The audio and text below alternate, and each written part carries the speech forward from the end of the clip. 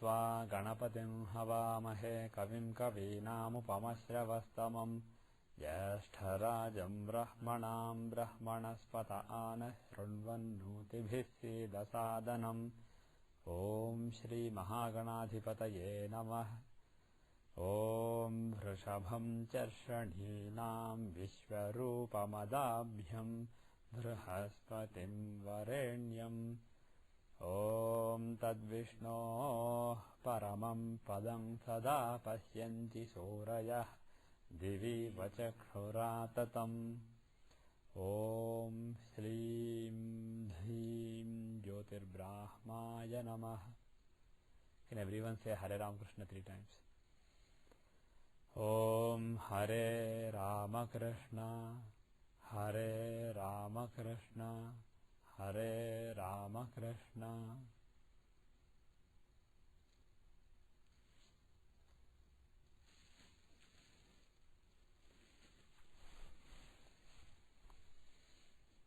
Okay, we will go back to Parashara. We were doing 1 hour of Parashara and 1 hour of practical things earlier. The last few classes we did only practicals. Now we will go back to theory. We will go back to Parashara. So after the chapters that we finished, after various house results, the next chapter is Upagrahas. We will skip that because there isn't much to interpret there. It's just a matter of memorizing various results. And then there are chapters on planetary aspects, evaluation of the Bala and Ishtapasa, Kashtapala, all those things. Again, those are just mathematical. There isn't much to interpret there. So we'll skip those also. And we'll go to the chapter on Bhavapadas. In Santanam's version, this is chapter 29. On page 292 in Santanam's version. Atha Padadhyaya. The chapter on Pada. Okay. So we'll do a few verses every class, and we'll try to finish Arudha Padas of Avas and Graha. Okay. Chapter 29, first verse. Kathayam yatha bhavanam khetanam cha padam dvija tadvishesha phalam gnatum yathoktam prang maharshibhi. Okay, he is saying, Kathayami, I am saying, Atha, thus I am saying, Bhavanam, Khetanam cha Padam Dvija. Padam means, he didn't define what Padam means, he is just saying, I will define the Pada. I am telling you the Pada of Bhavas and Khetas. So he assumes that Pada is a word that you understand what it means. So if you go by the standard meanings of the word Pada, the meanings are, Padam means, one meaning is word. Bhavam, Padam. Bhavam means meaning. Padam means the word which expresses that meaning. Another meaning is symbol. It's basically, Pada is a representation. It's a symbol. It's a tangible symbol. When I say, like I said earlier, just to refresh your memory, when I use the word, when I use the word, when I said these words, these are all words. I can write W-H-E-N. Everybody will read it as when. What exactly it means? That is the meaning. The meaning, you are now not, you don't know exactly what I mean when I say a particular word. Exactly what I have in my mind, you don't know for sure. You have a good guess. Because how do we learn what is the meaning of different symbols, different words? This word means this, or this expression means this. Like that, we basically understand the meanings of various tangible things that we can sense using the senses. The physical senses, you can see a word written on a paper. Or you can see a physical expression on somebody's face. Somebody may look like this with a frown, or somebody may look like this. All those things are tangible. You can see them through the senses. And people use various symbols that can be perceived using the senses to communicate what they are feeling. And what somebody feels, it cannot be expressed in a tangible way. And that bhava stands for meaning, which cannot be directly communicated explicitly. Whereas padas, words, these can be explicitly communicated, and they try to represent some meanings. So padam means basically a symbol. So he is saying the symbols of houses and planets, I will tell you now. Dvija, O Brahmin. Tadvishesha phalam gnatum. Using those, the special results, the specific and special results, gnatum, to learn, yathoktam, these were basically told by Prang. Prag means long back, earlier. Maharishi means by great rishis. These were Yathokta means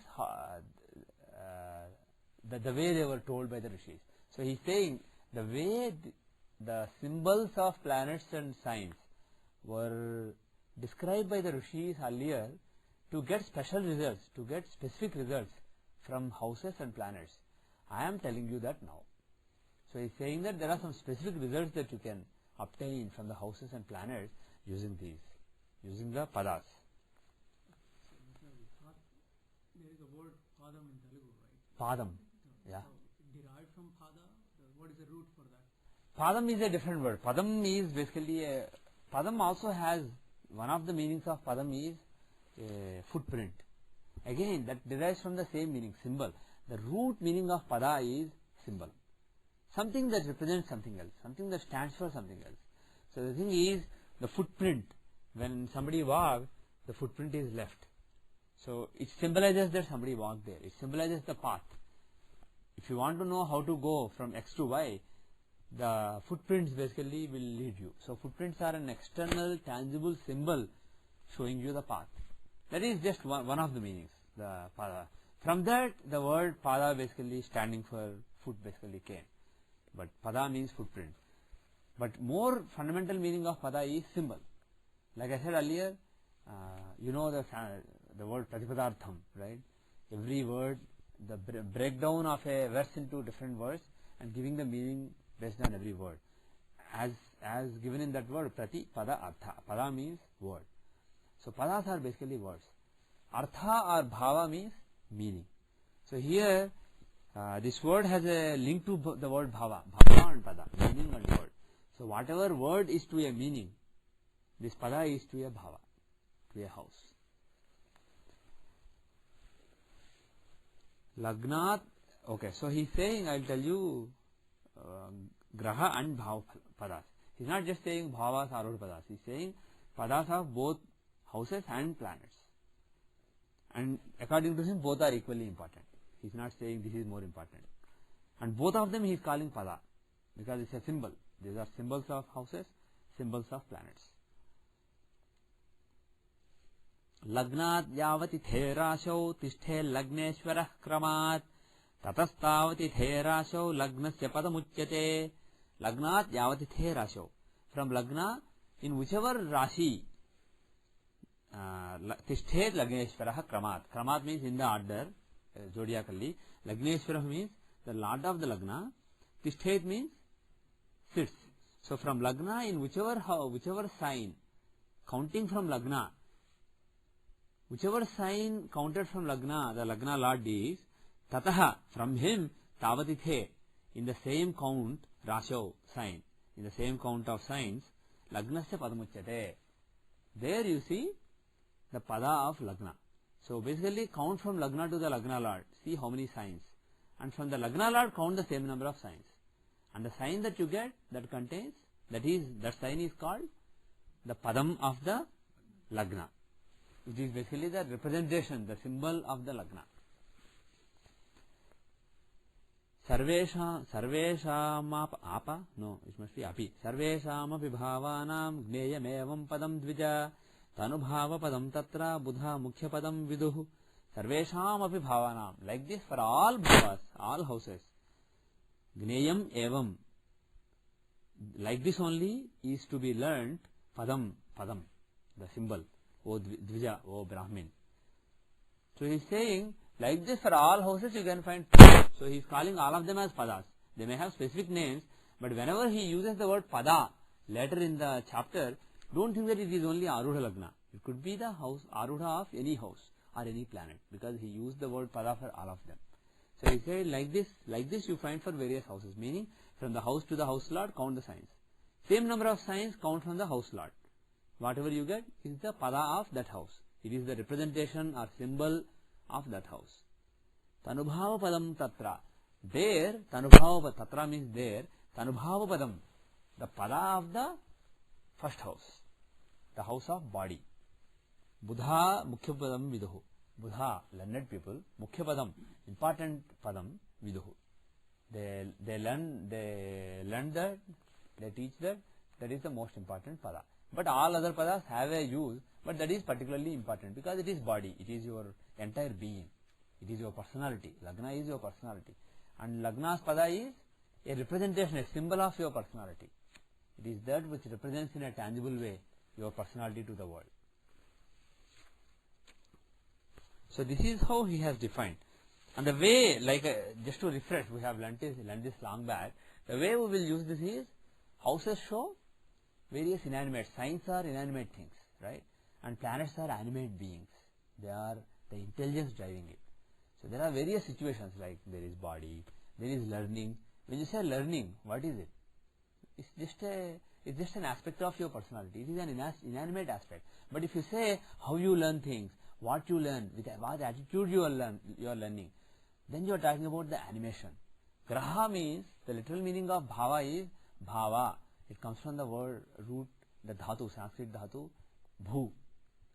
Bhu means to be. Bhuta is from the same root. So bhu means to be, and bhava is one that just is. My learning, my happiness, my intelligence, they just are. But what exactly they are? They are different aspects of my personality. If you can put your finger down on, this is Narsimha, this is a personality. There are different aspects of it. They are just there. But the thing is, they don't move. There is no activity relating to them. They are just there. Activity comes because of grahas. Graha literally means one that grasps. Graha means graheti iti graha. It just grabs. So there is a consciousness. That is basically the part of Vishnu or Krishna or whatever you say, the supreme cosmic being. He is the intelligence in all beings. So that intelligence is there in all beings.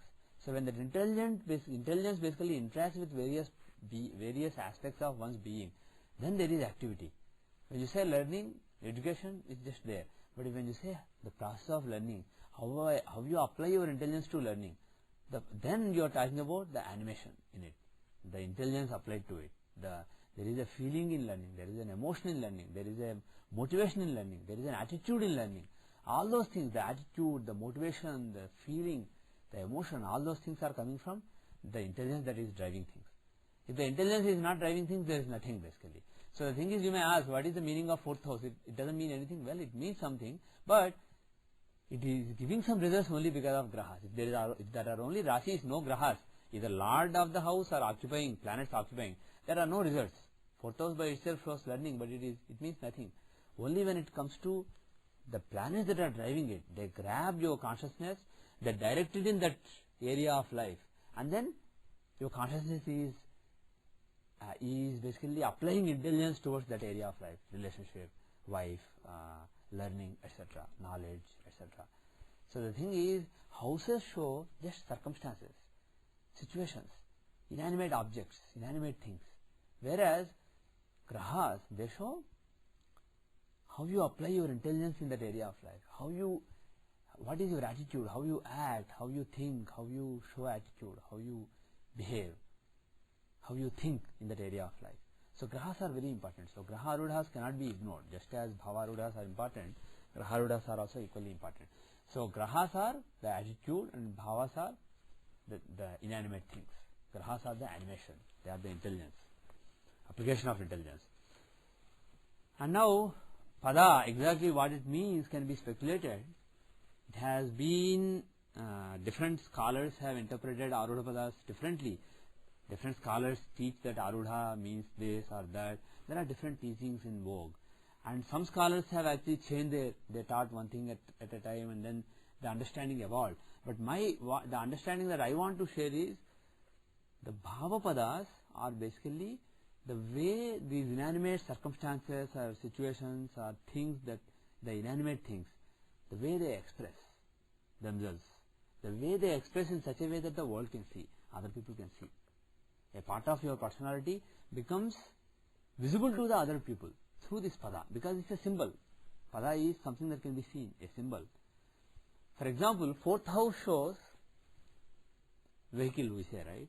But when you say vehicle, it is an external thing. So if you want to internalize it, let's say fourth house simply shows the ability to relocate, the ability to move, the conveyance, right? So if you say fourth house shows moving, the ability to move, the arudha of it, A4, will show a symbol that shows the ability to move, a vehicle that you have, a conveyance that you have, which is visible to the world. So fourth house shows the ability to move, and the fourth arudha, the bhava pada, arudha pada of the fourth house will show the vehicle, the tangible vehicle, the vehicle that you have. Maybe the car you own, or a cycle you own, or a bus you take every day. That is also a tangible manifestation of your ability to move, right? So A4 in the chart will show that. And now fourth house, what is fourth house? It is basically, well, there is this ability to move, there is an inanimate object that lets you move. But the thing is, when you move, when you travel, there is your intelligence is being applied to travel. How you look at your vehicle, how happy or sad or proud you are of your vehicle, how attached you are to your vehicle, what you think of your vehicle, how you look at your vehicle, how you look at your ability to move. Do you think you are able to move, or you think you are restricted because, oh, I don't have a vehicle, I am just stuck to this house. I came to my son's house in US, my son takes his vehicle and goes to work, I am basically stuck to his house because I can't go anywhere. Somebody may be thinking like that. So it is his attitude towards his ability to move, towards fourth house. So that is fourth lord. Fourth lord will show your attitude towards your fourth house matters, your ability to move, as one example. And the graha pada, the graha pada, graha arudha pada of the fourth lord will show how that application of attitude and intelligence towards fourth house will come across to the world. So basically, based on your behavior, based on your words, based on your actions, world has an impression. And it's not an empty impression, it is based on some tangible things in the minds of the people around you. So world's tangible image of how you look at your fourth house, how you feel, what is your attitude, what is your motivations, what are your thinking, how you apply your intelligence towards ability to move.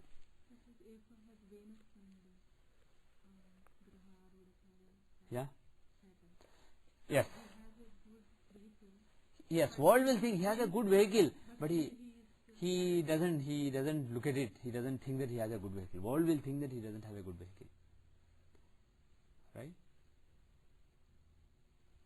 World will think, because for he's not enjoying it. He's not enjoying it. It may not be it may be not enjoying it, or it may be not using it. It may be anything basically. We don't know exactly what it is. But the thing is, the fourth lord will show how you apply your intelligence towards your vehicle and your ability to move. And if Saturn is there, there is something Saturnine about it. He denies himself the ability to move. He doesn't apply his intelligence enough in that area. There is something lacking there. In the words of mind, may not be in real, but in the minds of people. So fourth lord's arudha is how words look at the person's attitude towards fourth house. Whereas fourth arudha is how world looks at the inanimate things that person has towards fourth house. Okay, so that is the difference between the houses and the lords. Now the thing is, he doesn't say actually for first lord arudha, second lord arudha. It's not about bhavadhipati arudas, even though that is how we were looking at things. From Parashara's perspective, it is graha arudha. Graha shows so many things. Venus, for example, he may be second lord in your chart. He may be also a ninth lord in your chart. And he may be karaka of sex. He may be karaka of relationships. He may be karaka of vehicles. So, it's basically all these areas of life, how they manifest, is seen from the arudha of Venus. Right? Okay. So, it is just houses and planets. Let's not look at it as houses and house lords. Even though that's one example, the generic case is house and planet. Now, we haven't finished the definition. He continues the definition. There is an exception that we are all aware of, but just for completeness, we will go through the verse. Swasthanam saptamam naivam padam bhavitumarhati tasmin padatve vigneyam madhyam turyam kramat padam yatha turyasthite nathe turyameva padam bhavet saptamejasthite nathe vigneyam dashamam padam swasthanam saptamam naivam padam bhavitumarhati. The same sign, the house itself and the seventh from it, can never be are never capable of being the pada of that house. Okay. Tasmin padatve vigneyam. If basically the thing is house, the seventh from it. Seventh is the first house and seventh house are the actual thing and the desire of it, right? The thing and the outgoing nature of that particular aspect. So the thing is, they themselves cannot be the actual thoughts, cannot be and the desire behind the thought can never be the symbol. The symbol has to be something else, some action that is being engaged in. So from that point of view, the fourth house and the 10th house. The 10th house therefrom will become the pada. So if the first house becomes the pada, instead take the 10th house. If the 7th house becomes the pada, instead take the 4th house. So whatever you are, the world will never think what you are. It is very difficult to project the same thing. So the thing is, even if that is what you want to project, you will end up projecting based on the actions that you are engaging relating to that. But the actions, won't they come with respect to the grahas associated with it? Well, pada itself, even though we are saying bhava pada, definition of pada has bhava, graha involved. If you just take the bhava, then there is no role of a graha. Bhava exists by itself. But the moment we are talking about pada, there is some involvement of the graha anyway. Now, okay. So he is giving example. Yatha turisthite nathe turimeva padam bhavet. If the Lord is in the fourth house from the sign, in the fourth sign from the house that you are looking at, then the fourth itself is the pada.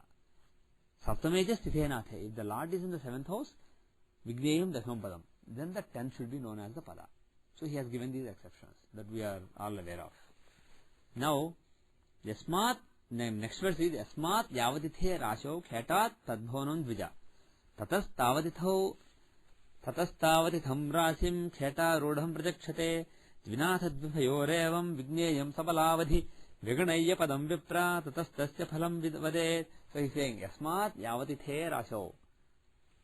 If from the yasmat yavatitho rasho kheta tadbhavanam dvija, from the sign occupied by a planet, if you count signs up to the sign owned by it, his own sign, and you count the same number of signs from there, that is the grahas arudha. So if suppose you are taking sun, suppose sun is in Taurus.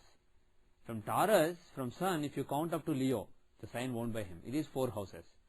So take the 4th from Leo, Virgo, Libra, Scorpio. So Scorpio becomes the arudha. Now the thing is, previously he said the 1st and 10th, 7th cannot be the arudhas. So the thing is, even though he did not specifically give the exceptions again, it makes sense to apply the exceptions here. So we again apply the same exceptions. And now he is saying, in case of 2 lords or 2 houses, then you count up to the stronger one, sabalavadhi, the one that is stronger. Viganaya padam vipra tatastasya palam vadet. You count up to the... He is saying both. Dvinathat vibhayorevam. 2 lords or 2 houses. So the thing is, he is defining, the definition is interleaved.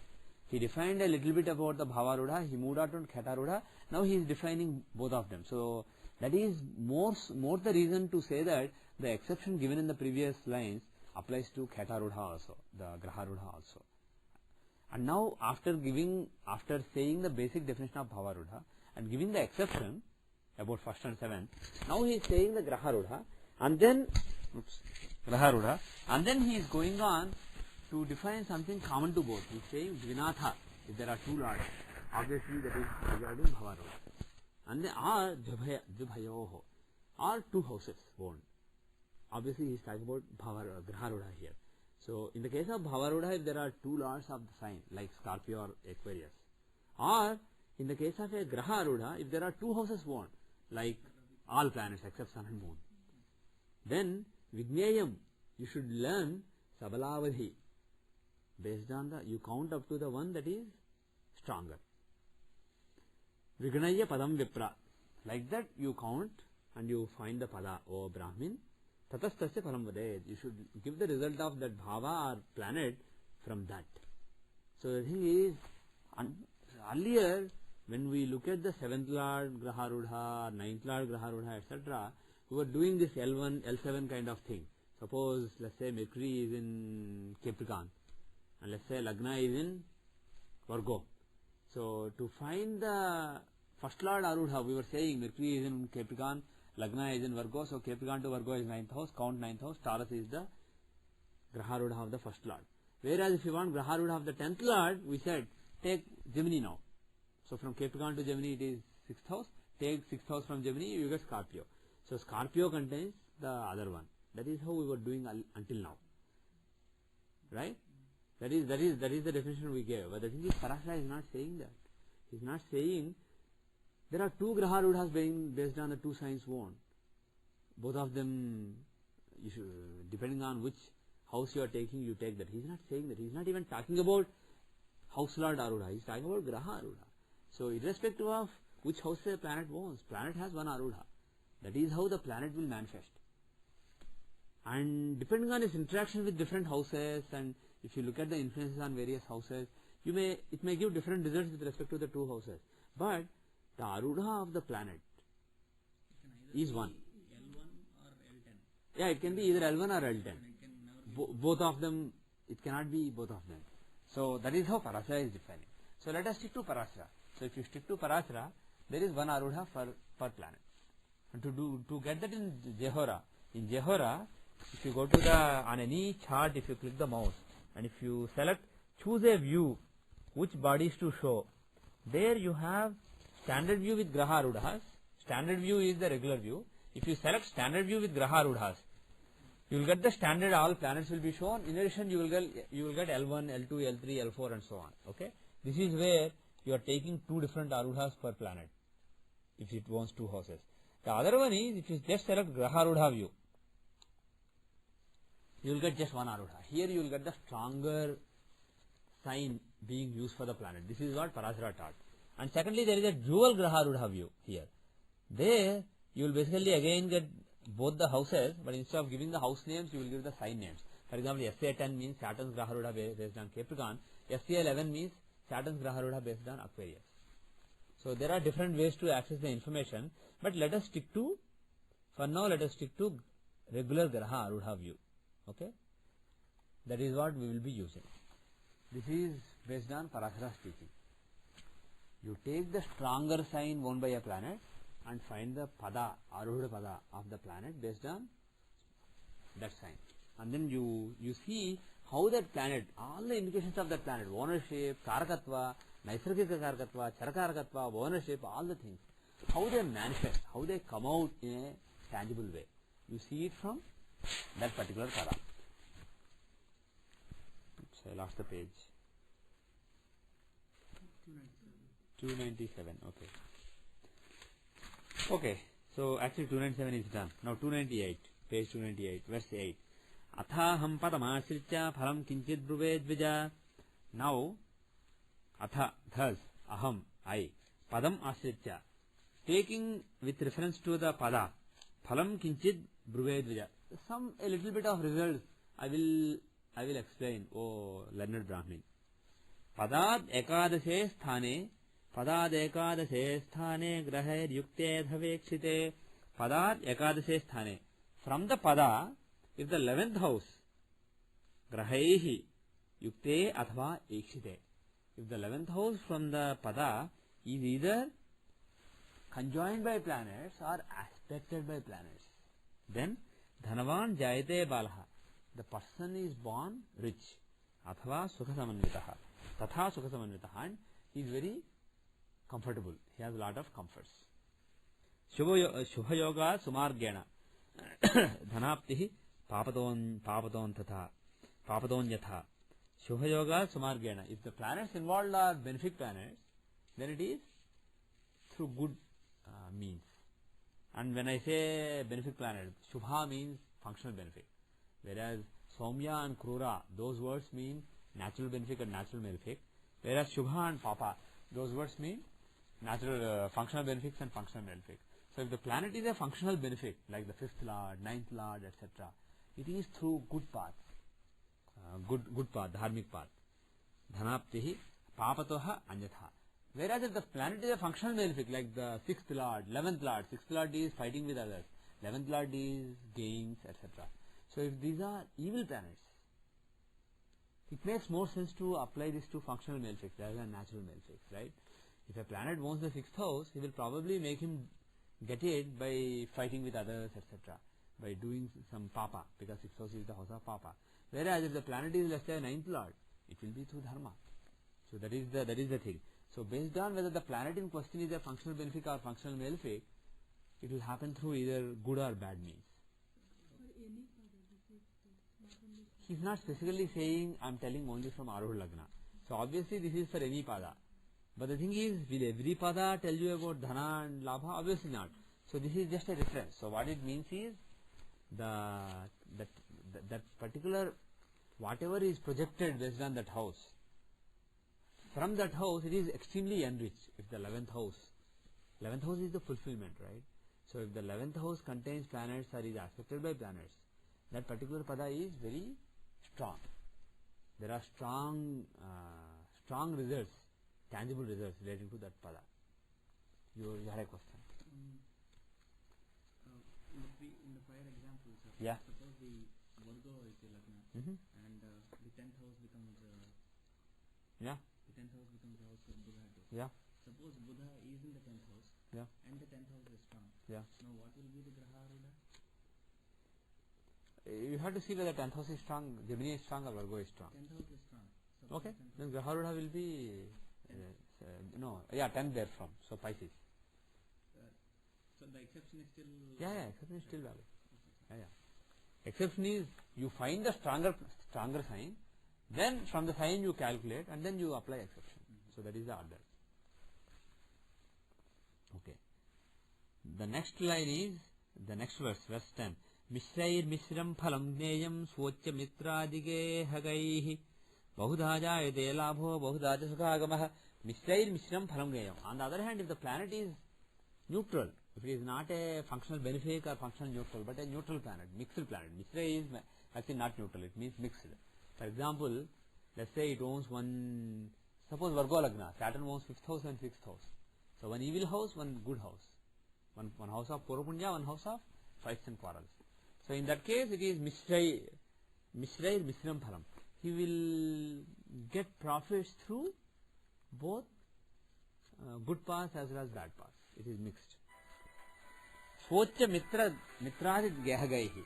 Also you see whether the planets in question are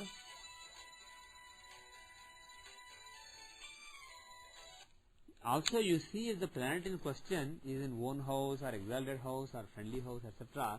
Based on it, you give results. He doesn't say based on it how to give results. Basically, if the planet is in own house or exalted house, the planet is very strong. So the results will be very strong. On the other hand, if the planet is in a Shatrugruha, Shatrusthana, inimical house, then it won't give such strong results. So his agenda is based on the house's own, and how strong the result will be is based on how strong it is. Simple. Baudha jayate labha. Baudha ja sukhagamaha.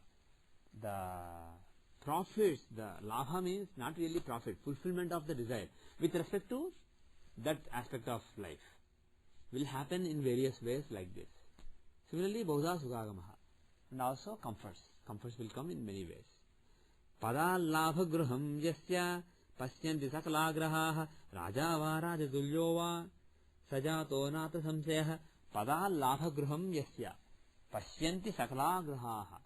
If the 11th house from the pada is aspected by all planets, then raja va rajatulyo va, he becomes a king or equivalent to a king. Jato nata samsayah. The person will become, there is no doubt. So this is particularly true for Aruha Lagna or the Lagna Lords Arudha, or important Arudhas basically. But you can apply to any Graha or Bhava Arudha. If any Graha Arudha or Bhava Arudha has this combination, basically all planets either occupying or aspecting the 11th house, which is very rare. It doesn't happen that frequently. But if it happens, in that area of life, the person is like a king. The person is extremely blessed. The next verse is Pada labha gruham pasye jayam kaschinna pasyati avighnena sada labho jayate jasattama. If the planet is aspecting the 11th house from the pada, but not aspecting the 12th house, aspecting only the 11th house but not the 12th house, then avighena sada labho jayate dvisattama, then there will be lot of profits without any obstacles. So what he is saying is, if the 12th house is aspected, it shows obstacles to the profits, because it is compromise. 11th house is fulfilling your desire, fulfillment, not really desire, fulfillment with respect to that area of life. The 11th from A4 is fulfillment with respect to vehicle, getting whatever vehicle you wanted, whatever vehicle is there to be got. And the 11th from A10 is fulfillment in career. So it is basically whichever you take, arudha, whichever pada you take, the 11th house from there is fulfillment in that area of life, basically getting excellent results, ultimate results, whereas 12th house is giving up or compromising. So 12th house should not be aspected by 11th house, should be aspected. And here my view is, aspect can mean there are different aspects. Aspect based on the Rashi and aspects based on houses. Both of them are there. So which one should we apply here?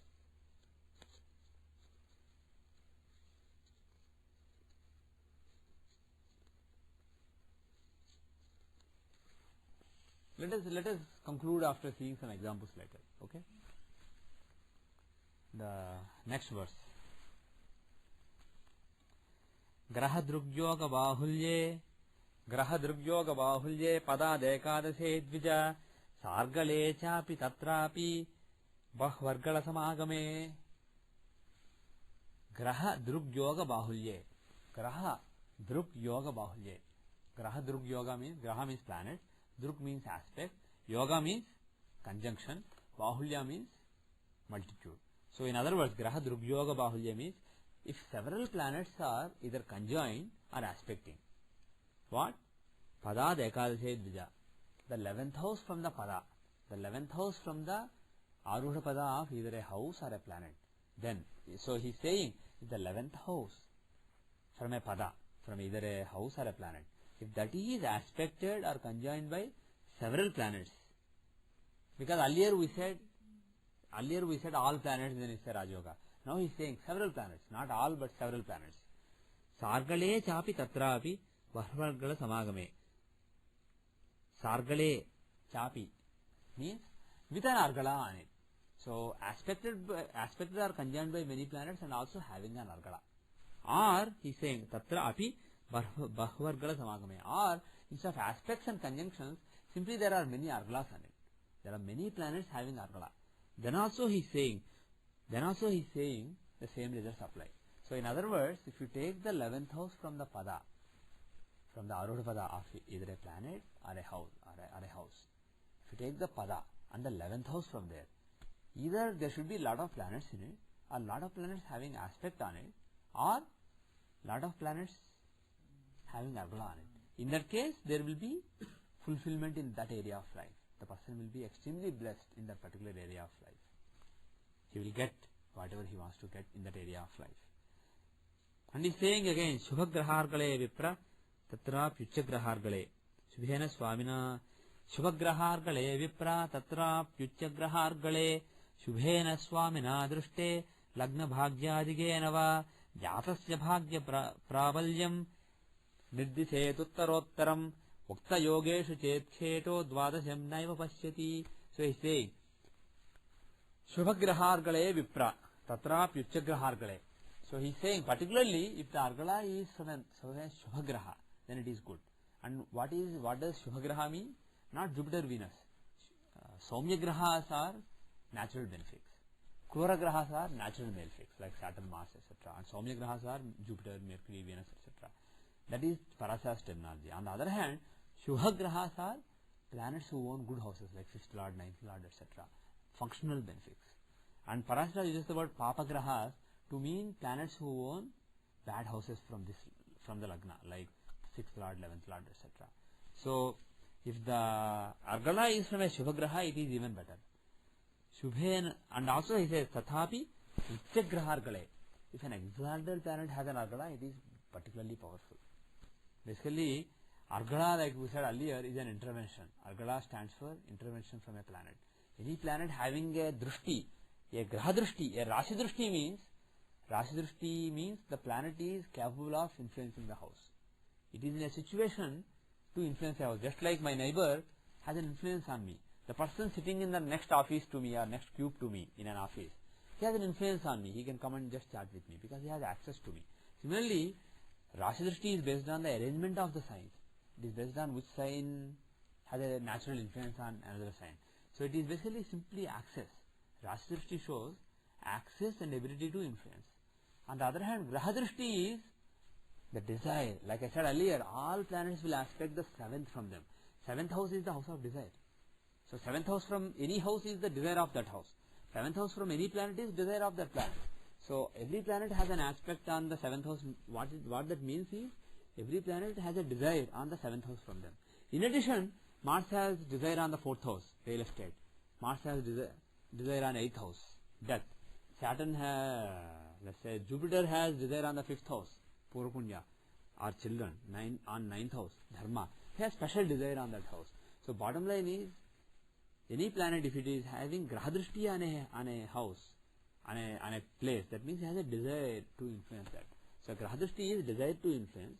Rashi Drishti is natural access and ability to influence. Whereas Argala is a conclusive influence. It is basically like when a project is done, until the QA basically stamps it, it won't basically be released. So like that, Argala literally means a bolt. So when whatever has to be done with the room is done, you basically close the bolt. It's basically like, okay, fine. It's basically like a signature. So Argala is a conclusive intervention, something without which the result of the house is incomplete, something that is a must. So from that point of view, Argala is more important than Graha Drishti. So he's saying, so from that point of view, Uchagraha is a planet whose, the analogy we gave earlier is, Nichagrahas are like planets who are unhappy, who are in uncomfortable situations. But still those planets can be very productive if you make them work hard. If a planet, even though it's uncomfortable in the situation, if it works hard, it will succeed. Because somebody who's excited may end up doing nothing. He is unnecessarily excited. Whereas somebody who's unhappy with his situation may end up slogging and finally achieving. So Nichagrahas are not necessarily bad, but they are analogous to people who are unhappy about whatever they are doing. Whereas Uchagrahas are analogous to excited people who are very happy with the situation they are in. They feel like they are at a very nice party. So from that point of view, if an Uchagraha has Argala, it means the QA person who has to sign off the release of your software, he is excited. He is in a very good mood. He went to a nice party and he came back. So there is a good chance that he will overlook some simple bugs, minor bugs in your code, and he will probably sign it off. So from that point of view, Uchagraha, if it has an Argala on the 11th house from the Pada, it is very good. Shubhena Swamina Drishte. Also, if a benefic house, if a functional benefic planet, if a benefic house lord, a functional benefic lord, or the lord of the house itself is aspecting, that is also good. Or Lagna Bhagyadigenava, a planet who is occupying Lagna or Bhagya. So he's saying, earlier he said Shubhagraha, which means Lagna Lord, Bhagya, ninth Lord, etc. are already covered. Now apart from the Lords, he's saying planets occupying those houses, because those are auspicious houses. So if a planet is placed in the house of fortune or house of the basic Lagna, then that planet also, if it has Argala or if it has aspect, it is good. But you have to take it with a pinch of salt. Just because somebody is in the ninth house doesn't mean he is giving fortune. Ninth Lord, definitely his agenda is fortune. Houses owned are basic agenda of a planet. Whereas houses occupied is not the agenda, but it is what you have to work with. The house owned, that is what you want to do. That is your agenda. That is the thing based on which your performance review will be written at the end of the year.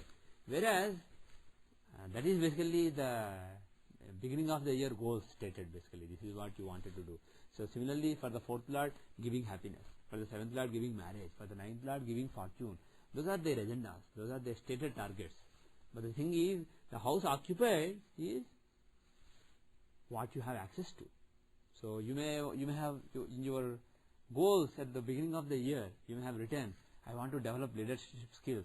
But in this year, you may not be in a leadership position at all. They may have put you in some routine project. Then that is what you will do. You cannot develop leadership skills if you are a single person working on a project. So like that, if the ninth lord is in the 8th house, even though his agenda is to give fortune, he is told to give some setbacks or some sudden results. But still, because his agenda is fortune, he may give a sudden fortune. There is a chance. On the other hand, if the 8th lord, whose job is to give you sudden changes, if he is in the 9th house, he will try to break your fortune. But if he is a friend of 9th lord, if he is a friend of 9th karaka, etc., he may say, okay, well, my agenda is 8th house. It's not necessarily fall. It may also be sudden results. So I will give some sudden fortune. He may also give sudden results. So the bottom line is, whether it's 8th lord in 9th or 9th lord in 8th, exactly what results are given depends on the relationship between the planets. Are you in a friend's house or in an enemy's house? In which case you don't care about that house. Are you, how is the karaka of the house you own placed with respect to this house, and what is his relationship with the lord of the house you are in? And also, how is the relationship with the karaka of this house? So we have seen a lot of examples in the past.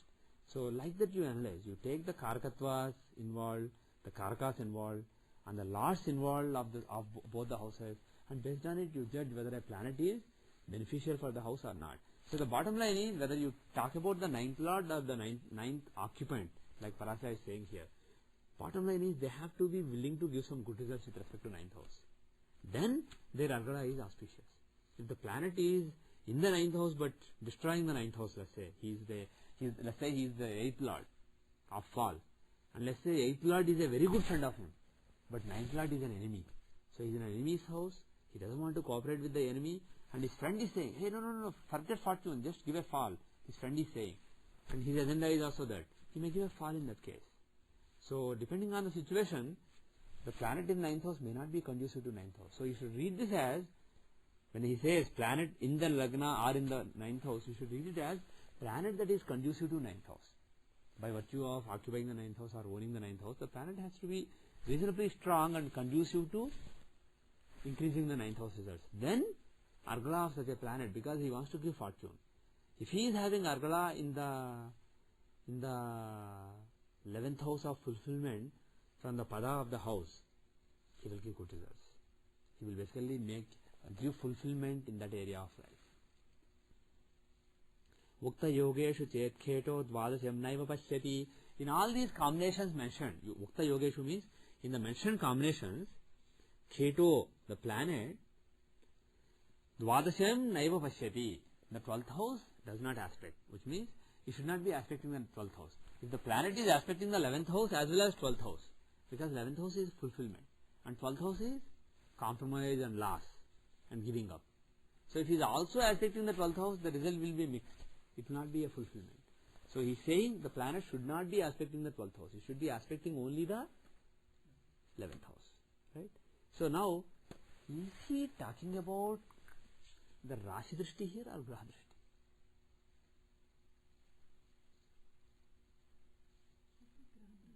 Yes, it's logical.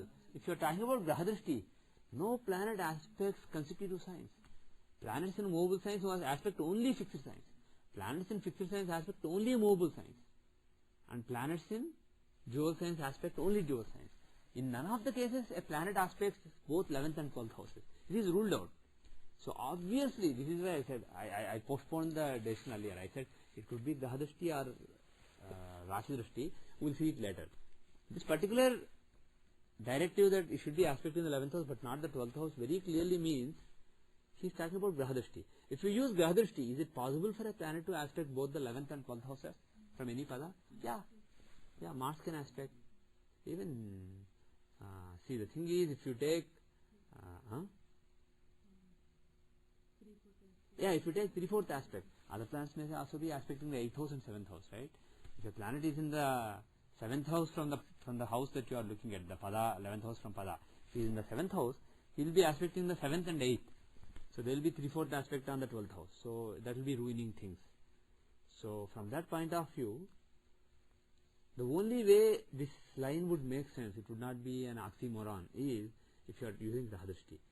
So Parashara is talking about Graha Drishti here. So Graha Drishti and Argala, these are what he is talking about. Okay. And also if you look at the Graha Drishtis on Arudha Lagna, also the Graha Rudha of the Lagna Lord, if you look at them, you will see that they do have an impact on the person's personality. So you can see practically that the Graha Drishti is more important when you are looking at the aspect on either a Pada or various houses from Pada like the 11th house, etc. So use Graha Drishti. So with that we will end the section on Parasara today.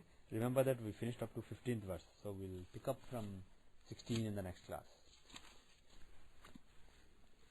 So we will go to some practical examples now.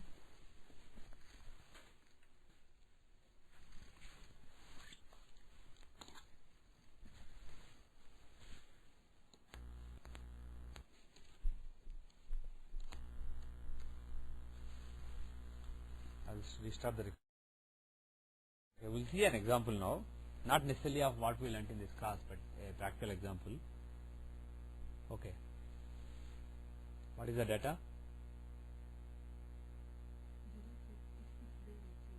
It is there, okay. What is the name? Okay. This one? 1989. So the data, the birth data is 1989, July 5, 2:07 p.m. Indian Standard Time, 5 hours 30 minutes east of GMT, Visakhapatnam, India. The longitude and latitude of the place are 83 degrees 18 minutes east, 17 degrees 42 minutes north. Okay. And the Lagna is at 19 degrees 26 minutes Libra, and Moon is at 16 degrees 5 minutes in Cancer. Okay, we'll see the chart now. Interesting chart. A lot of planets in the 9th, 10th and 11th houses. Okay. So what is the... Yeah? Yeah. 8th and 9th house. Okay. Yeah. In the verses on Bhavarudha and Graharudha, Parasara mentioned counting of the signs. He did not talk about Spata, the longitude. So I suggest just use the... Yeah. For example, if you want Mercury's Graharudha here, Mercury is, where is Mercury? Actually we can open it. Open the Graharudha view and then we can manually also verify because it's not difficult. Mercury is in Gemini, right? If you want Mercury's Arudha, the 9th lord and 12th lord's Arudha, he owns two signs, Gemini and Virgo. Which is stronger? Gemini is stronger because it has more planets. So from Gemini, from Mercury, which house is Gemini? You have to count from the planet to the house one. So from Mercury, Gemini is first house. So you count the same house from that. So you get Gemini itself. First house from Gemini is Gemini. So Gemini is the one, but it cannot be first or seventh from where you started off. So you take the 10th therefrom. So Pisces. So the Graha Rudha of Mercury will be in Pisces. That is where you see it here, right? So if you want to see what are the influences, what does Mercury show? He is the Dharma here, right? 9th house is Dharma, but 9th lord shows your attitude towards Dharma. Like I said earlier, houses are inanimate situations, inanimate objects, inanimate things, inanimate parts of your personality. And they are animated by certain attitudes, certain motivations, certain thinking, certain emotions, certain logic. So all this animating a particular house comes from planets. So the 9th lord will show your attitude towards Dharma, how you approach Dharma, whereas 9th house is just Dharma. And the 9th lord's Arudha will show how you seem to approach Dharma to the world. Arudha is how it comes across to the world. So if you want to see how the person, what is the person's attitude towards Dharma in the minds of people, in the eyes of people, then you take this as Lagna, and then you see how are the planets. So from that, if you take various planets, many planets are in 4th and 5th houses, having Argala. And Rahu also, even though he is in the 12th house, he has Argala and Pisces, right? Ketu is the only one who doesn't have Argala. Saturn is the only one who doesn't have Argala. So all other planets, how many planets? 7 planets. 7 planets out of 9 planets. Have Argala on the 9th Lord's Graharudha. So basically Mercury's Arudha is good. Now what does Mercury's Graharudha show? Only Dharma? No, not necessarily. Huh? Yeah, Mercury is learning ability basically. The learning ability of a person, how smart the person is, how logical the person is. So all that is from Mercury. So Mercury's Graharudha will also show how all that comes across to people. How the learning ability of the person, how the person approaches learning, how that comes across to the world is seen from that. So when you see the Graharudha of Mercury, you see basically the indications are strong. So basically he will come across to the world as an intelligent person. Is it because it is Mercury, sir, or is it? No, it's not because of Mercury. It's because that Arudha has good influences. All the planets are having Argala on it. They are in Kendras and Konas. Not all, but many planets in Kendras and Konas from that Arudha. So that Arudha is strong.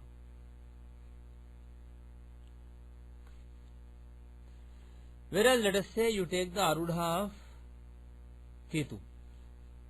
Or let's say you take the Arudha of Ketu. Or Arudha of Rahu. Okay? Actually let's take the Arudha of Rahu, because Rahu is Atmakarka. Let's say we want the Arudha of Atmakarka. Graharudha of Atmakarka. Atmakarka Rahu is in Aquarius. Again, we'll see another example later for another house. The house owned by him, Aquarius, he is right there. So the thing is, from him, if you count till the house he owns, it is first house.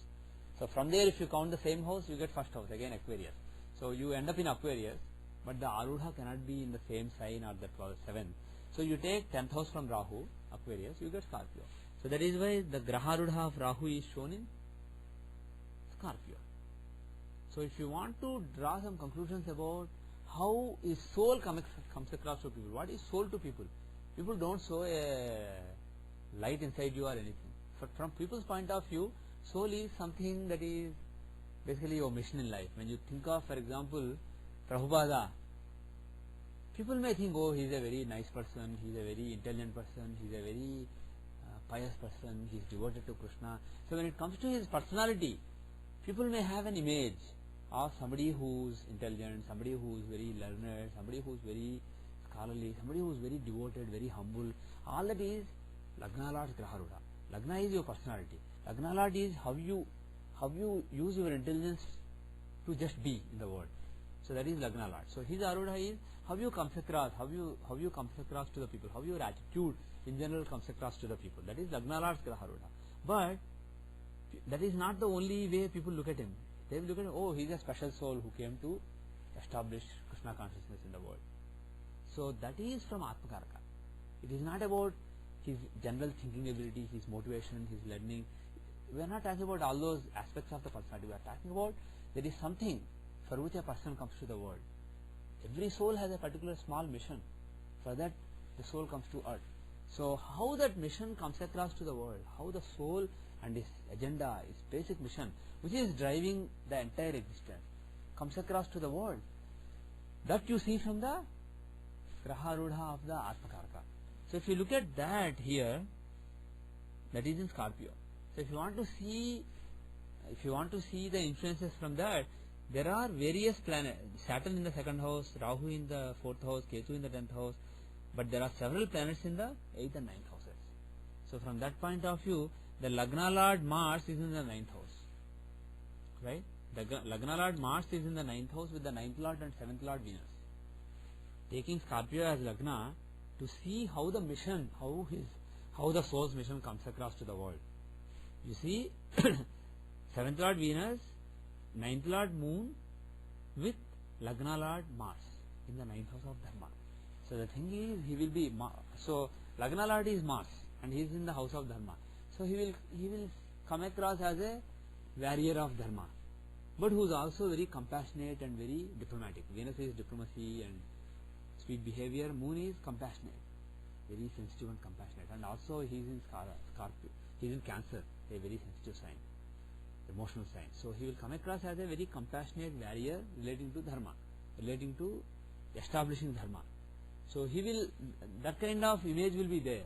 At the same time, the 8th house is very strong with the 8th Lord and 10th Lord there.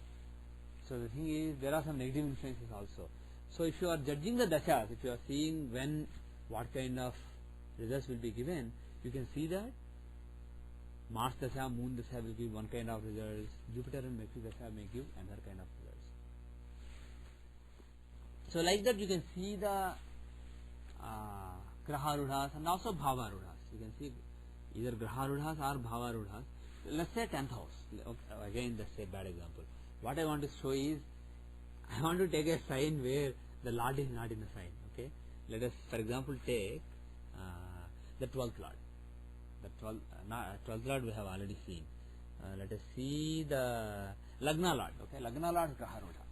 We want Lagna Lord's Graharudha. How do you find it? Lagna Lord is Venus. So basically we are talking about Venus Arudha, Graharudha of Shukra. Where is Shukra? Venus, he is in Cancer. So from him you have to take his own house. From him you have to take his own house, which is either Libra or Taurus. So you have to take one of them. Which is stronger? Which is stronger out of them? Taurus is stronger because Venus is aspecting it. Both of them are empty, none of them has exalted planets. So see the aspect of Jupiter, Mercury and Lord. Jupiter and Mercury are not aspecting either of them, but Venus, the Lord, is aspecting Taurus. So let us take Taurus as Lagna. We are talking about Rasi aspect here for the Jupiter Mercury rule. So Venus is having aspect on Taurus. So you take Taurus to be stronger. So from Venus, if you count up to Taurus, the house owned by him, the stronger house owned by him, it is 11th house. So count the 11th house there from. What is it? It is Pisces. And it's not 1st or 7th from Venus. So you can take it. You don't have to take the 10th there from. The exception doesn't apply. So the Graharudha of Venus is exalted in Pisces. Venus is basically the way, the Lagna Lord, the way he manifests to the world. His attitude, his basic attitude in life, his motivations, the way he thinks, the way that it comes across to the world is based on Venus in Pisces as the reference.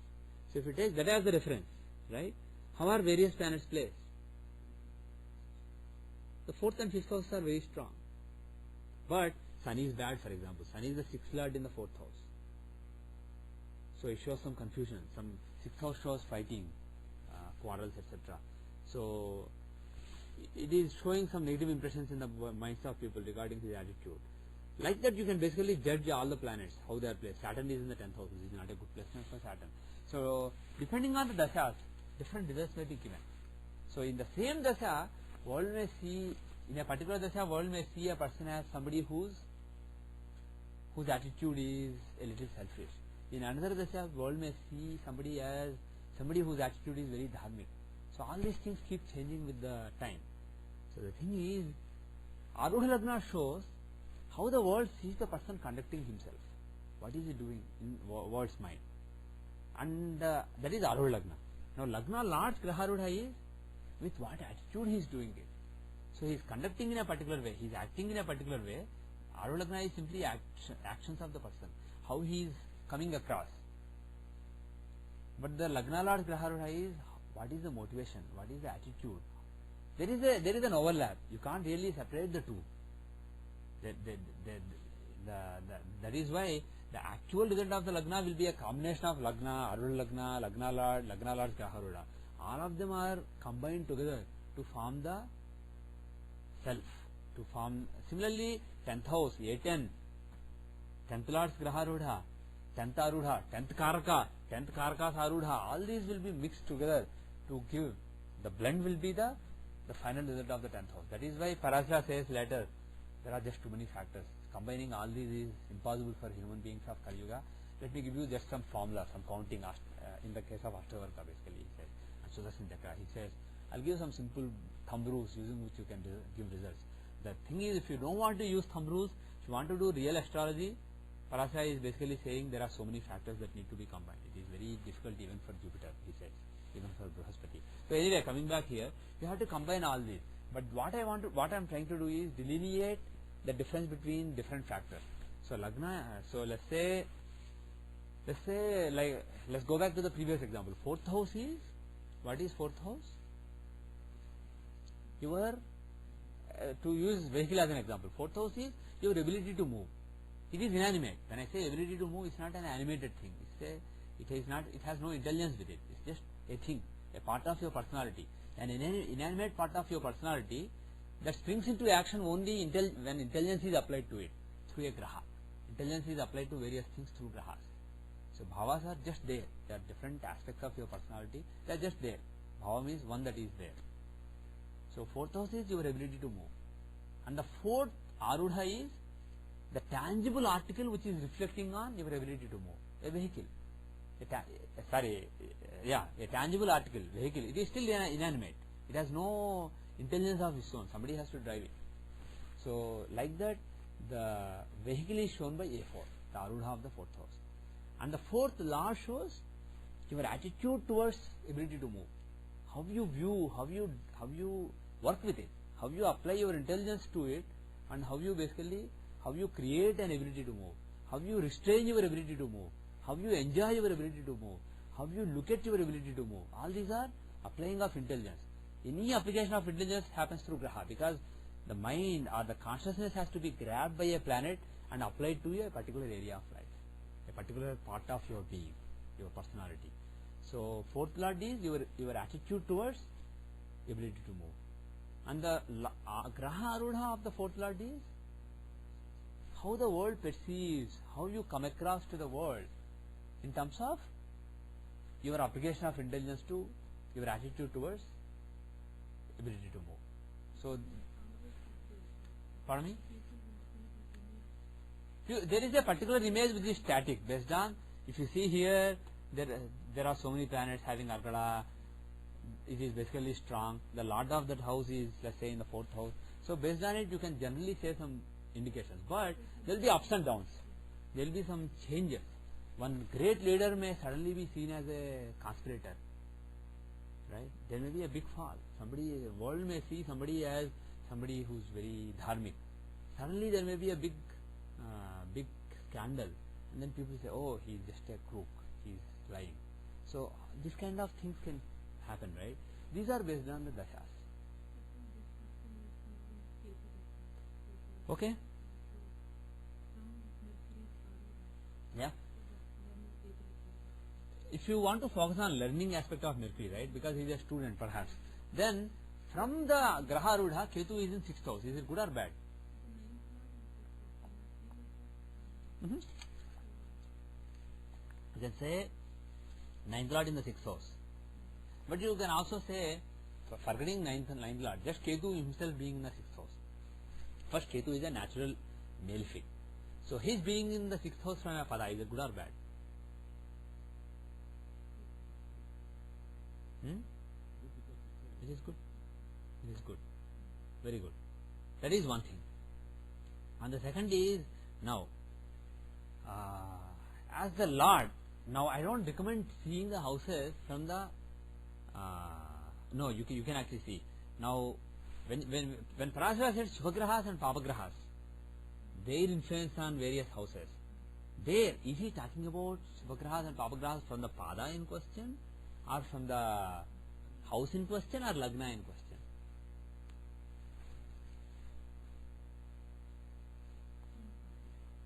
Very good. That is intelligent. Why?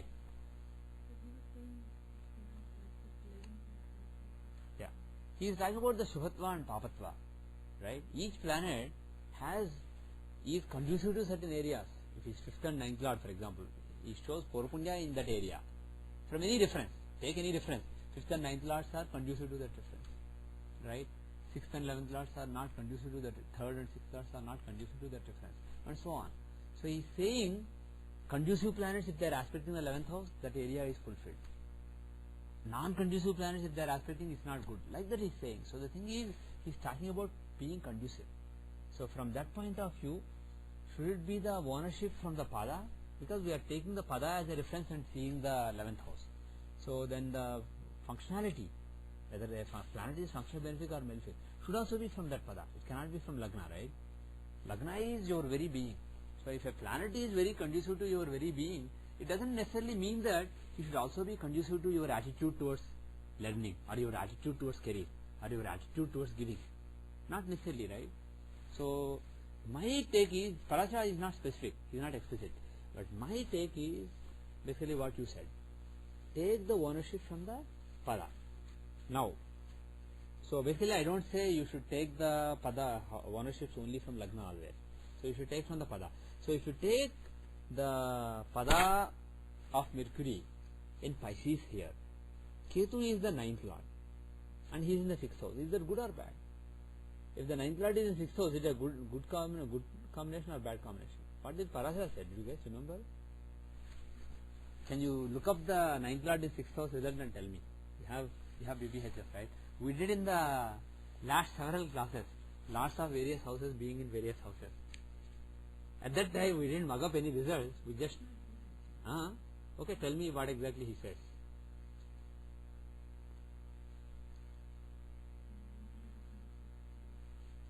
Yeah?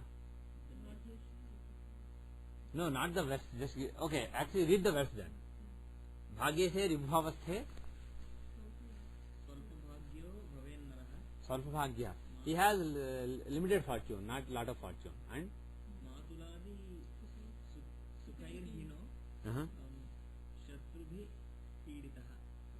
okay, he has enemies, etc. Okay, so basically the results are bad. If the ninth lord is in sixth house, why is that so? Well, sixth house is a dusthana and ninth lord is a benefic planet. So he is the one who shows fortune with respect to this, and he is in the house of struggles and overcoming obstacles. So the thing is, the guy who is supposed to give you fortune just as a result of the good deeds you did in the past, it should just come easily.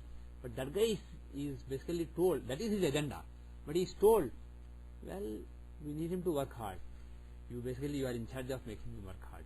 So the thing is, even though Parashara gave terrible results, it's not terrible. The planet's agenda is actually good agenda. But we also mentioned that it also depends that the Ketu and the Lord, wherever he is, are inimical to each other. Exactly. So that is the thing we should see, right? Now, his agenda is ninth house. Who is the Karaka for ninth house? Who is the project manager? Karaka, the analogy I gave is project manager. House Lord is like a group manager. Karaka is like a project manager. So who is the Karaka for ninth house? Jupiter. For Bhagya it is Jupiter. And Jupiter is, what is his relationship with, okay, what is Ketu's relationship with Jupiter? It is good. Okay. It is neutral. Too good. Now, where is he placed? Sixth house. Which who owns the sixth house? Sun. So the guy who owns that house where he is, which is basically the job of which is to give obstacles. The planet is Sun. Does he like Sun? He doesn't like he doesn't like his house lord. The project he is placed in, the job he is placed in, he doesn't like that job. It's not to his taste. He hates the person who's overseeing the job. But who is the Karaka of sixth house? Overcoming obstacles, fights, etc. Who is the Karaka? Mars. Is Ketu a friend of Mars? Is he a friend? Not really. He tries to emulate Mars, but he is not really a friend. Mars and Ketu are enemies.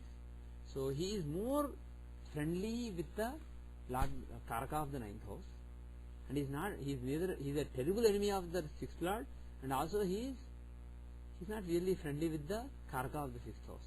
So the thing is, even though he is put in this project, his agenda is, he wrote at the beginning of the year, in this year I will do this project, I will make him fortunate. That is his agenda. But he is put in a project that he doesn't like. He doesn't like the person who is overseeing the project. He doesn't like the manager who is actually tracking the project. He doesn't like those. So he is unlikely to give the sixth house results. He is unlikely to give the sixth house results, because he is not friendly with the sixth lord or the sixth Karaka. On the other hand, he is friendly with the ninth Karaka, and ninth house is his own house. So he will still work on that project. But will he give excellent results or medium results? Medium results or very small results, because the house he is in is not conducive to that. So he will give limited fortune. So the thing is, from the point of view of the house owned and occupied, he will give limited fortune. Okay. So after Ketu Dasha, it will be Venus Dasha. How will be Venus Dasha for learning? After Ketu Dasha, it will be Venus Dasha. How is it?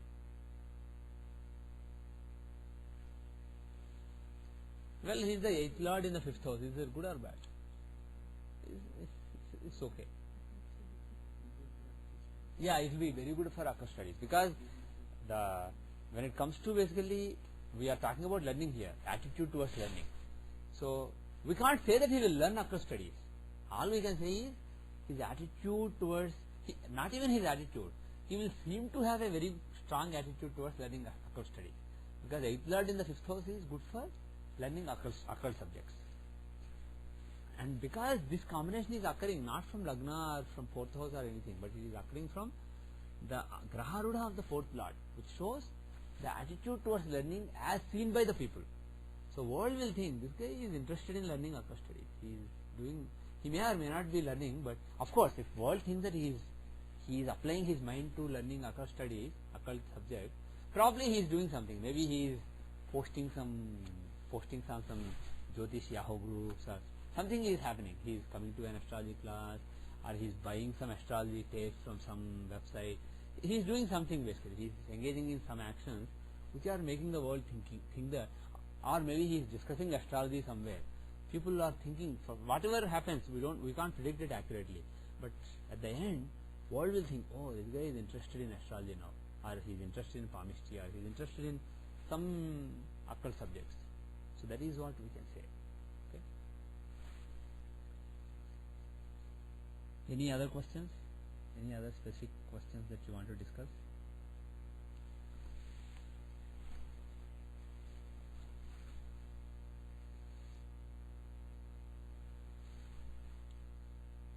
Any other comments, questions?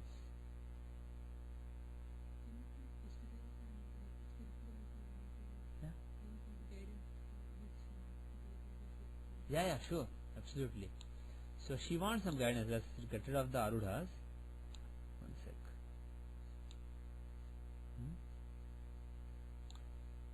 Let us see the Navamsa. Should we actually see Navamsa or Vimsamsa?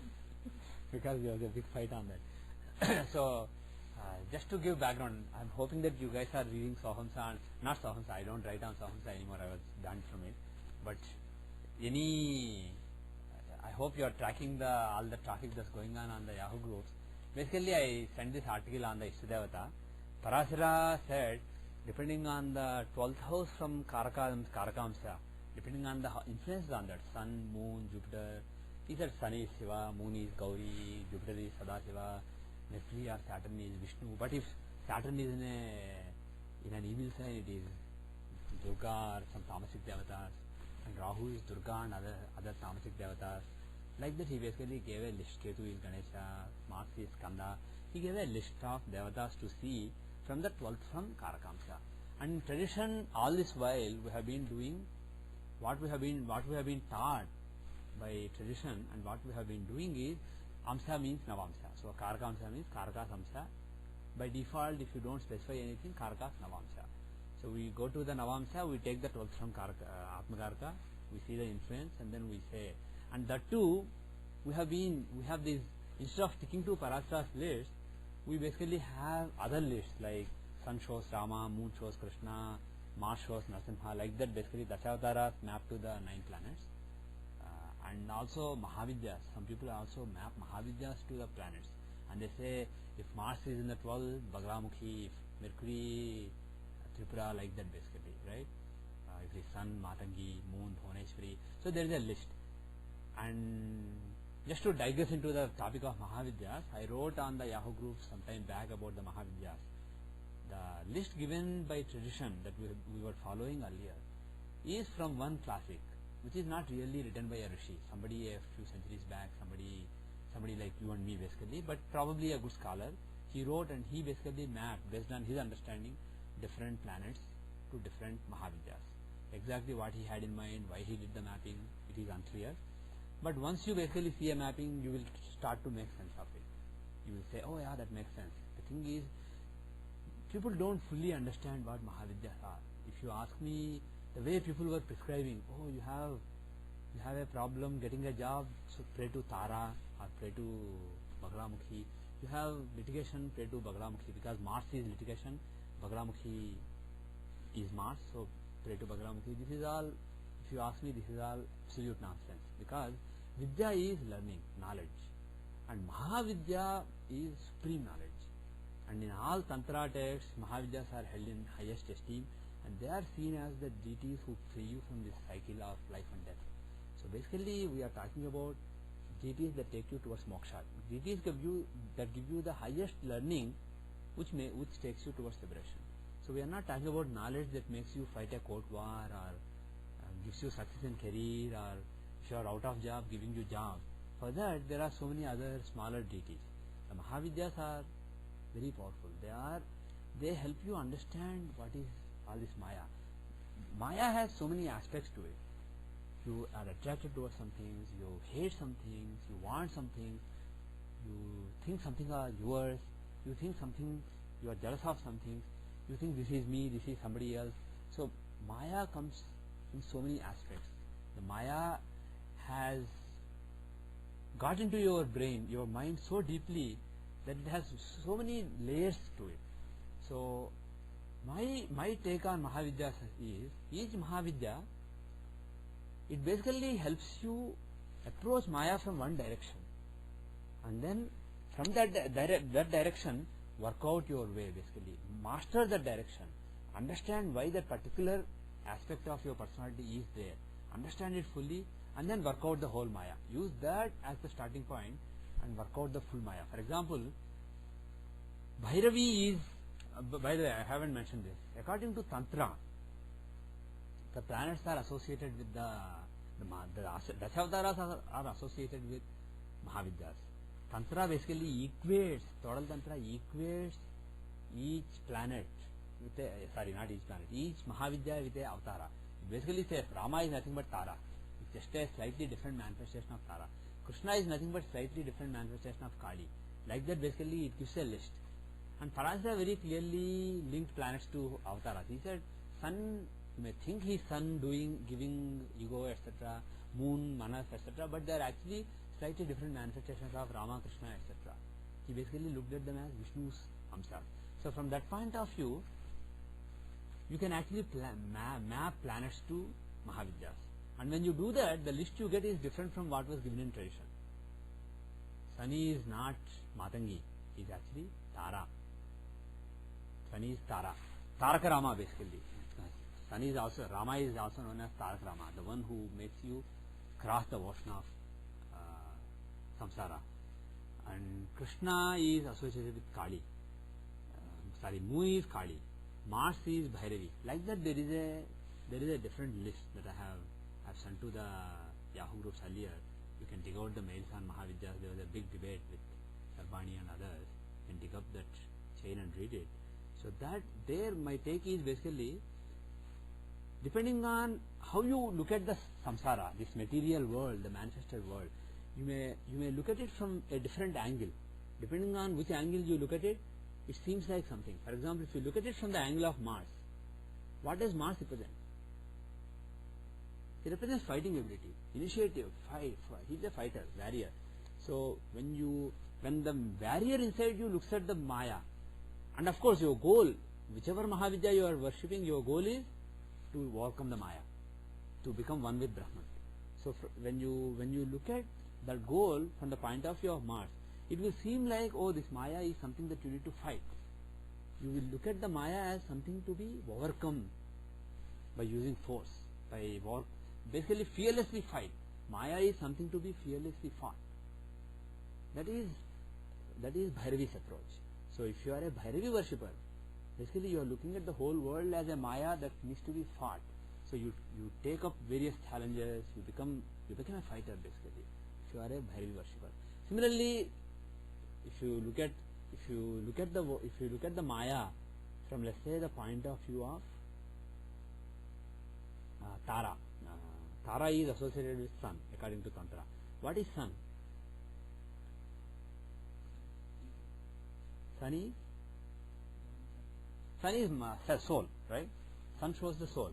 So if you look at the world from the point of view of the soul, then what? How will the duality appear to you? How will the Maya around you appear to you? From the point of view of soul. From the point of view of the fighter inside you, it is something to be fought and destroyed. Whereas from the point of view of your soul, what is it? How does it appear?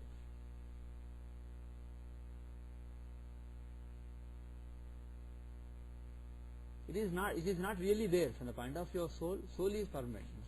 All this Maya is not really there. You just cross over. It's as simple as you just cross over to the other end. You just ignore it. It's unreal. You just ignore it. You cross over, and you are done. So that is the philosophy of Tara. If you are a Tara worshipper, if you really worship Tara, and if some influence of Tara is actually on your consciousness, then what will happen is your soul will start to shine. You will identify more with the soul, and you will not identify with the Maya. You will say, "Oh, this is all transient. I'll just cross over. I'll not bother about it." Whereas Kali, what is the approach of Kali? Kali is associated with moon. What is the approach of moon? Moon is Manas. From the point of view of Manas, what is this whole world? From the point of view of soul, it is not there. It is just a Maya. You just ignore it, you will be outside. From the point of view of fighter inside you, Mars, it is something to fight. Take up a challenge. And then one challenge after another, take up the challenges and destroy the Maya. From the point of view of moon, what is it?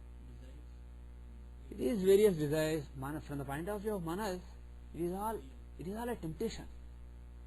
From the point of view of the mind, the whole world is temptation. Various things that you can like and dislike, get attracted to. So it's a big temptation. The world is a big temptation. So what should you do then? From the point of cut off one after the other. We are not talking about fight, but we are talking about deprive. We are talking about depriving. In the case of Mars, Bhairavi, we were talking about fighting. In the case of Moon and Kali, we are saying deprive, because mind, you are attracted to something. No, deprive yourself. So deprive yourself of one thing after another, and then realize that everything is a Maya, and finally reach Brahman. Like this. If you take Mercury, for example, according to tradition, Mercury was Tripura Sundari. According to tradition, which is not supported by any Tantra or Rishi. Now, according to the Tantra, Mercury is Matangi, and Buddha and Matangi are associated. And also, there are several Tantras which associate Matangi with Buddha. And Matangi is, there are different understandings of what Matangi stands for, but Matangi is a form of Saraswati. So, from the point of view of Mercury, what is this word?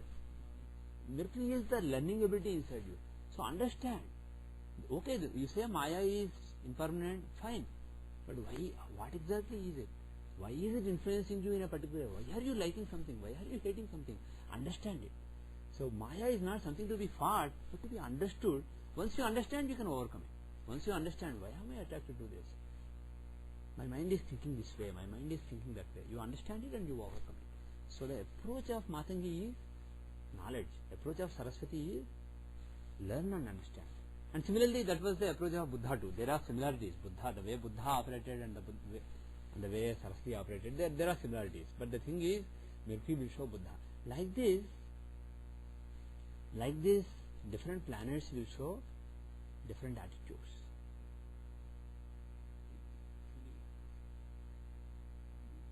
Yeah.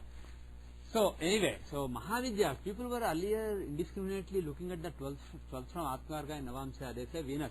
Okay, do or Rahu, let's say. Do Chinamasta. I mean, what is? People were prescribing Chinamasta mantras. Or somebody will say Rahu, that's Varaha. So do Varaha Avtara. So that is what people were doing. This is not strictly adhering to Parasa. Parasa said Rahu is Durga. Mercury and Saturn are Vishnu. So the thing is, people were seeing trees without seeing forest. Somebody may or may not be fit to worship Vishnu. Still you will suggest a Vishnu Avtara. Somebody may or may not be fit to worship Mahavidyas. Still you will give a Mahavidya. And when I basically said this is enough, I need to write something on Mahavidya's world, I saw somebody saying, I was out of job. Somebody said, from your Amatyakarga, 6th house in Navamsa has Rahu. So your Prana Devata is Rahu. So worship Chinamasta, then you will get a job. This is absolute craziness.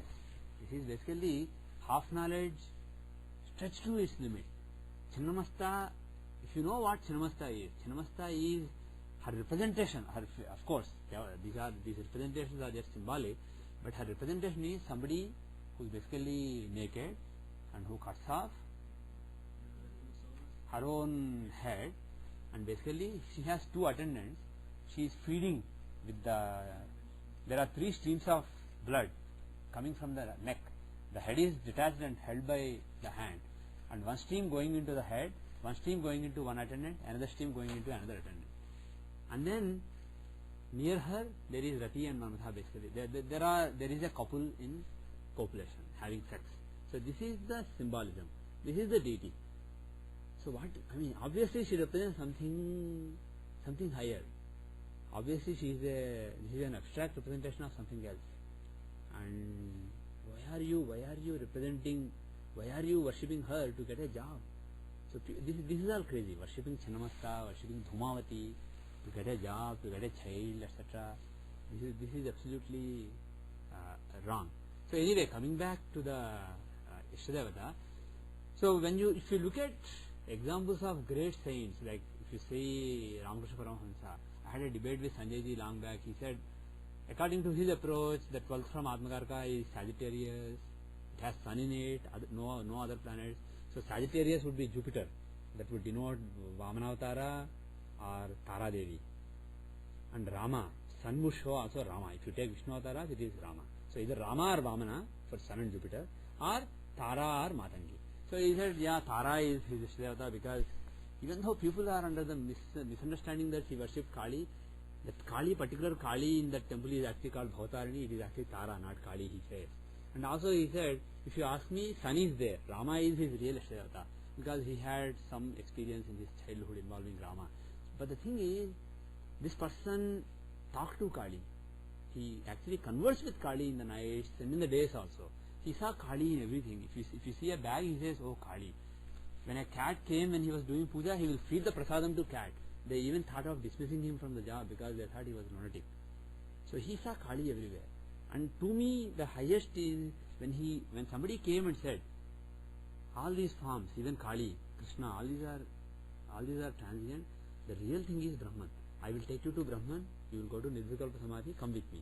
He went and prayed. He asked the Kali idol, Mother. This guy says he wants me to take me. He wants to take me even beyond you.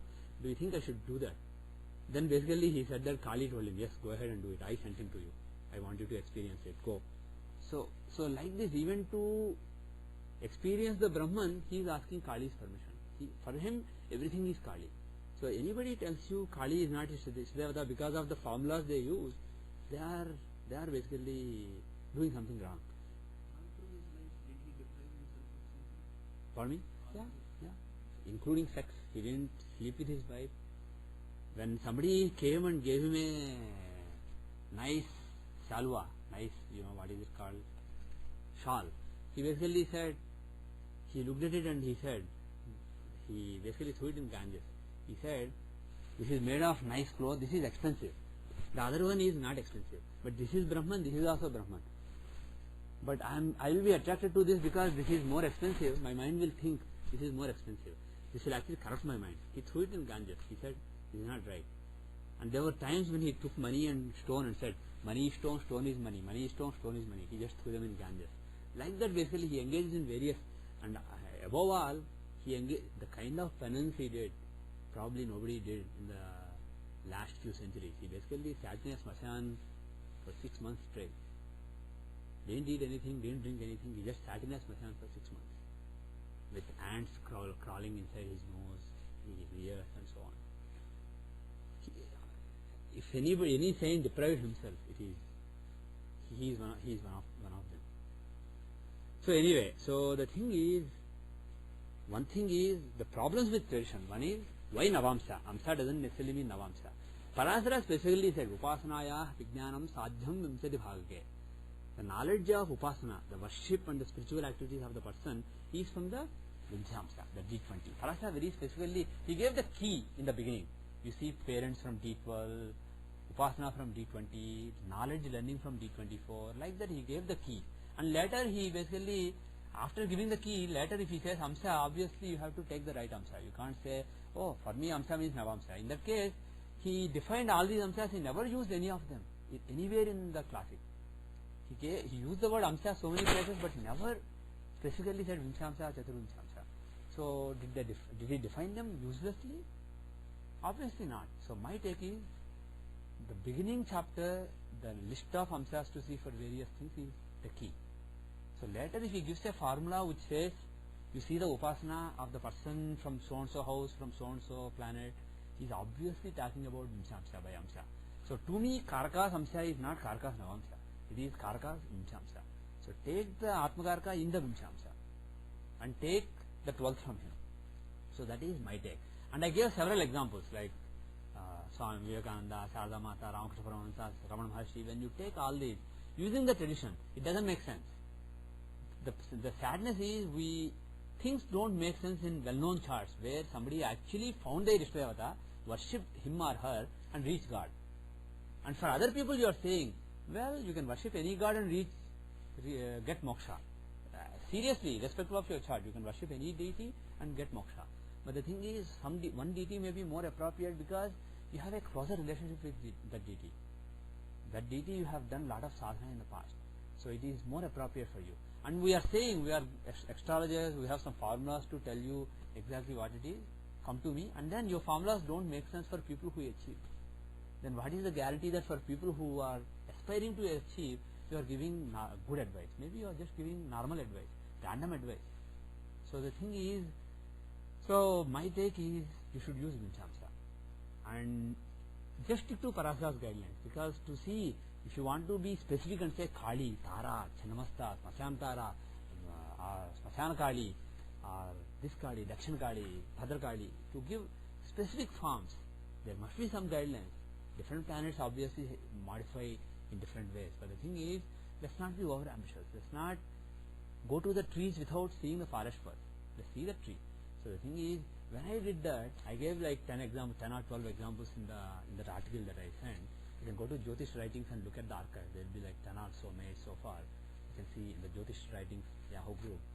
It will contain only my writings, and other people can reply to me.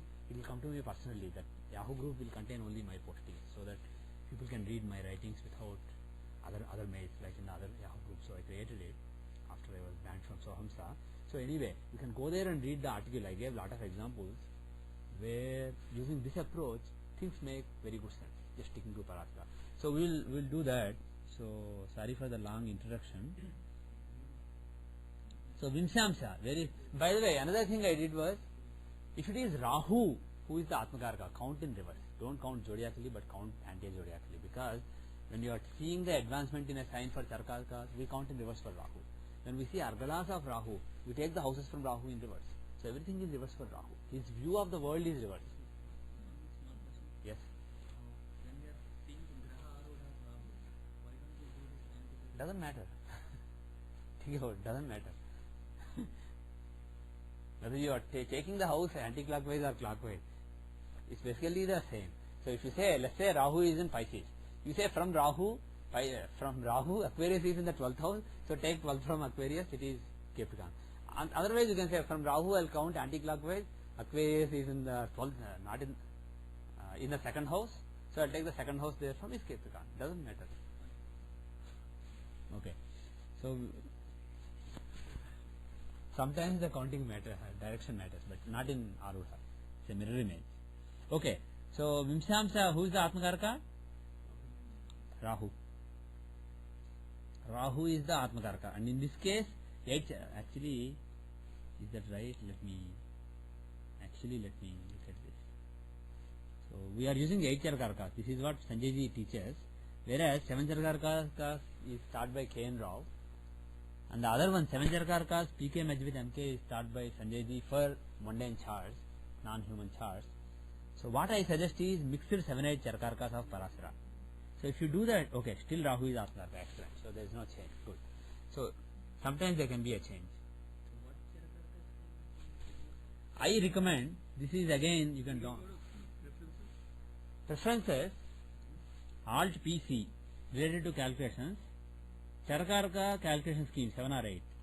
So here, Pandit Sanjay Rath for human beings always takes 8 Charkarkas, and Sri K. N. Rao always takes 7 Charkarkas, Whereas Parashara's teaching is, Jaimini also taught, people have taken 7 or 8 and then he defined both. He didn't say when to use 7, when to use 8, but he clearly said people use 7 or 8. But Sanjay ji says 7 for some cases where there is no father in mundane charts, and when there is also father you use this. Like that, basically there are Sanjay ji has given one explanation, but the thing is Parashara is very clear. He talks nothing about mundane and human beings. His Parashastram is about living beings, and he basically, without saying that this is not for human beings, he said sometimes you use 7 karkas, sometimes you use 8.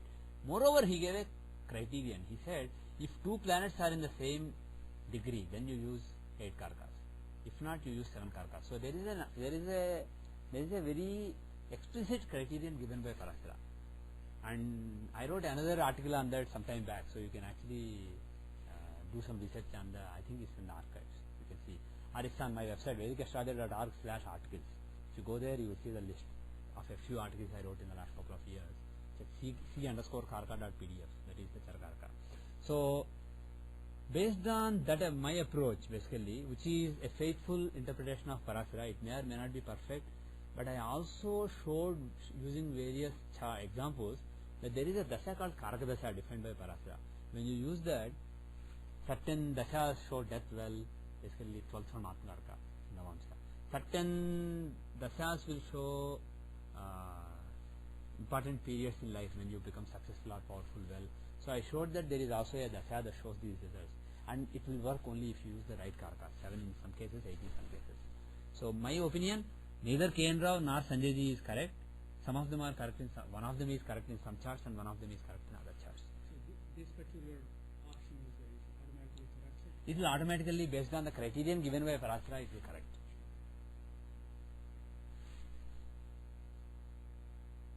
And also Sanjay ji has taken some parts of these teachings of Parashara and he introduced it as a Charkarka replacement theory. A few years back, he suddenly taught this Charkarka replacement theory, where he says one planet will be the Karka for a while in life, and then later it changes. But the thing is, these Karkas are statically defined based on a chart.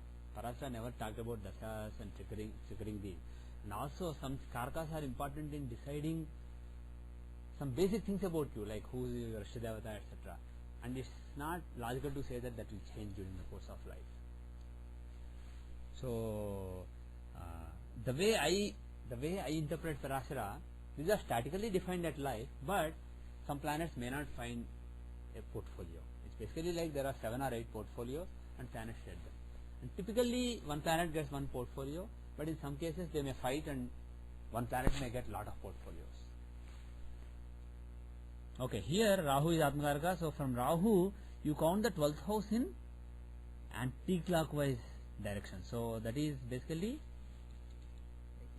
Pisces. So if you take Pisces, let's not go there. So if you take Pisces, who's the lord of it? Jupiter. It is empty. So you take the lord or aspects. Jupiter shows Shiva, aspecting planet Sun also shows Shiva. So either way we are getting Shiva. And moreover Jupiter is in a solar house. So the strong influences are Sun and Jupiter. So my strong suggestion would be some Shiva mantra. He has already been doing so. Yeah. So Navamsa also shows the same thing. So from Rahu, if you take the clockwise, it is Jupiter. So luckily it's the same. Excellent. So Shiva is the...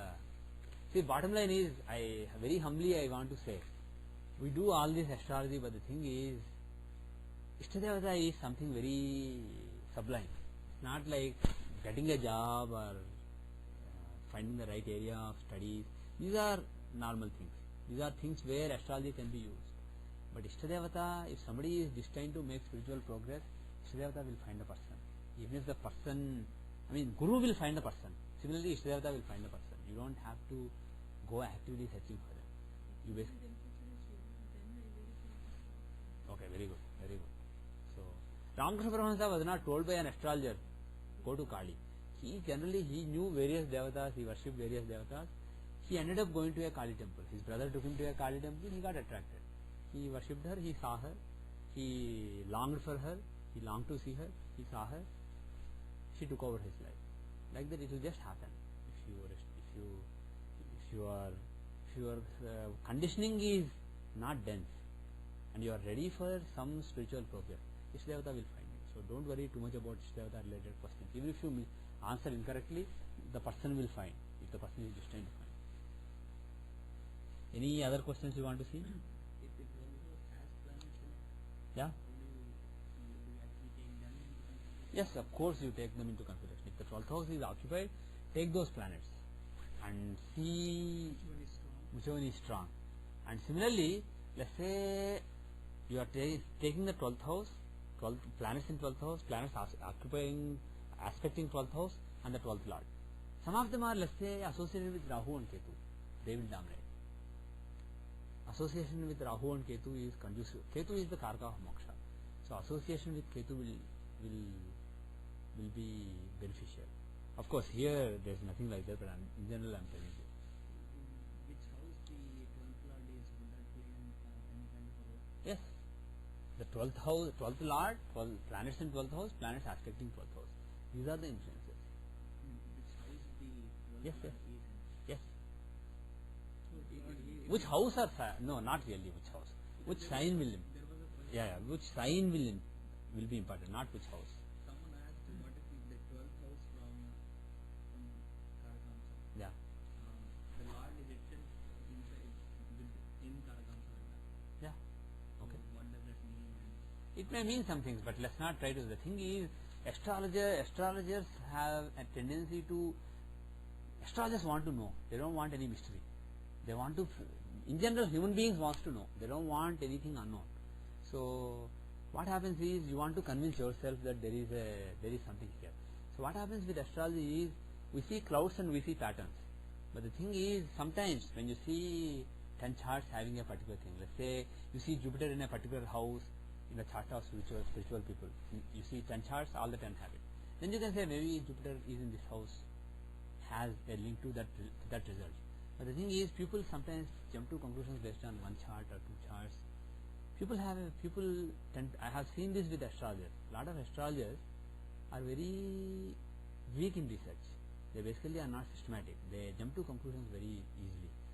Definitely, 12th lord from Karakamsa being in Karakamsa has some significance. But you can intuitively see, what 12th house is, what first house is, 12th lord in first house. You can intuitively guess some things.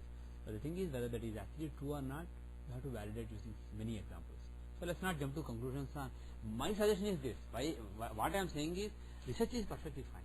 But be systematic and take a lot of examples and be strong enough to accept what you don't know.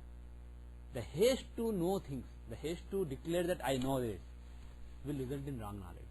And unfortunately, in the last several years, it has resulted in a lot of wrong knowledge, which has so badly mixed up with good knowledge that it's so difficult to separate them now.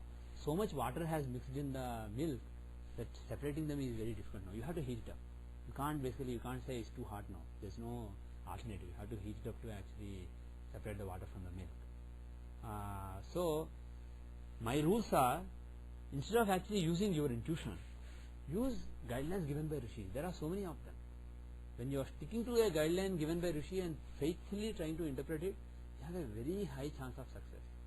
So base your work to as much extent as possible on the words of Rishis, and then use your intelligence and your intuition to a limited extent.